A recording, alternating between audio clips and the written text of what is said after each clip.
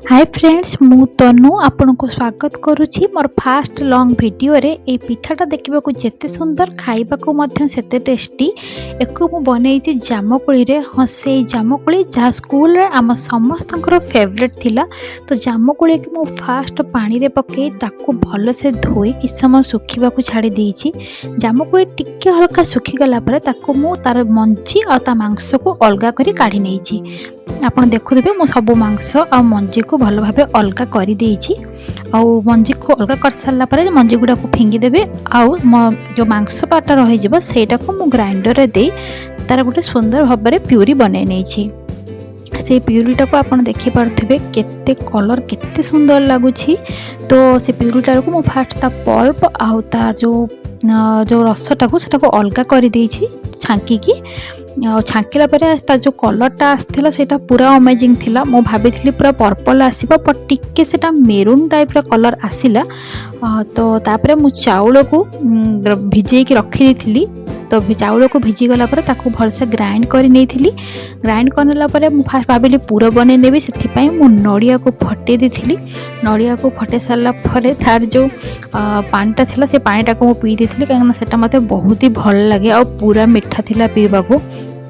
तापर मो नडिया को कोरी नेथिली। सबु नडिया को पूरा कोरी नेथिली। कोरा रे कोरी सारला परे सबु कोरा को टिके टेस्ट भी कर देछि। तापरे सब कोरा को नहीं ताक भाबिथिली पूरा बने देबी सेति पई पैन रे आगे घियो दे देथिली। आ नडिया कोरा को सेथिरे ऐड करी ताको भल से टिके घियो रे फास्ट भाजी नेथिली। आ भाजी देला पर सेथिरे ऐड कर देथिली गुड़ और पूरा रेडी हवा भितर मु एपटे टिके बासमती चावल रे टिके चीनी और टिके लूण पकई ताको बतुरिया को छाड़ी देथिली।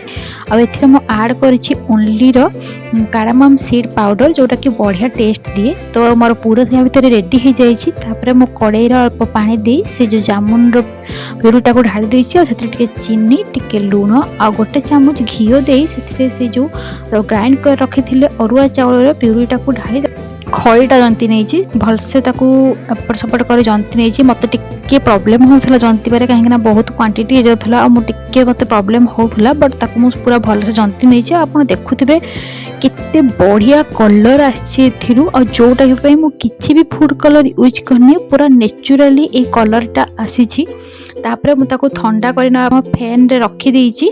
तापरे ताको भल से चकटिकी ताको सॉफ्ट डो पूरा प्रस्तुत कर नहीं। तापर जेमिति आपण मंडा पिठा बनती से हिसाब रे मु तो ताको गोटे गोल गोल शेप रे करी ता देरे पूरा देई सेथिरे ताको मंडा शेप भलिया ताको मंडा भलिया ताको गढ़ी नहीं सबको।